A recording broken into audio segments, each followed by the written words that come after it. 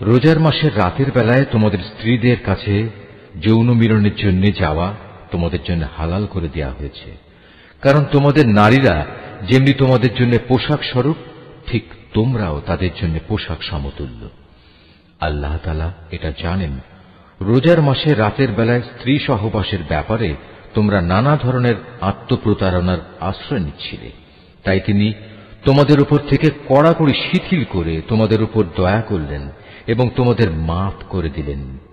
এখন তোমরা চাইলে তাদের সাথে সহবাস করতে পারো এবং এ ব্যাপারে আল্লাহ পাক তোমাদের জন্য যা বিধিবিধান কিংবা সন্তান লিখে রেখেছেন তা সন্ধান করো।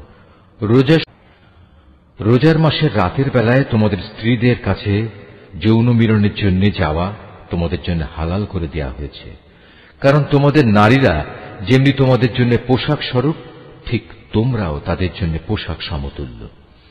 আল্লাহ তাআলা এটা জানেন।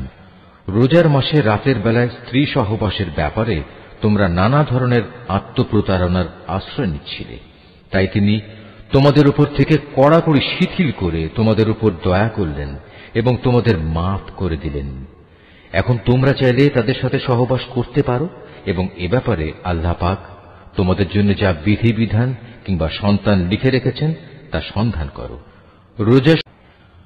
রোজার মাসের রাতের বেলায় তোমাদের স্ত্রীদের কাছে যৌন মিলনের জন্য যাওয়া তোমাদের জন্য হালাল করে দেওয়া হয়েছে, কারণ তোমাদের নারীরা যেমনি তোমাদের জন্য পোশাক স্বরূপ, ঠিক তোমরাও তাদের জন্য পোশাক সমতুল্য।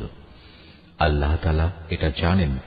রোজার মাসে রাতের বেলায় স্ত্রী সহবাসের ব্যাপারে তোমরা নানা ধরনের আত্মপ্রতারণার আশ্রয় নিচ্ছিলে, তাই তিনি তোমাদের উপর থেকে কড়াকড়ি শিথিল করে তোমাদের উপর দয়া করলেন এবং তোমাদের মাফ করে দিলেন। এখন তোমরা চাইলে তাদের সাথে সহবাস করতে পারো এবং এ ব্যাপারে আল্লাহ পাক তোমাদের জন্য যা বিধিবিধান কিংবা সন্তান লিখে রেখেছেন তা সন্ধান করো।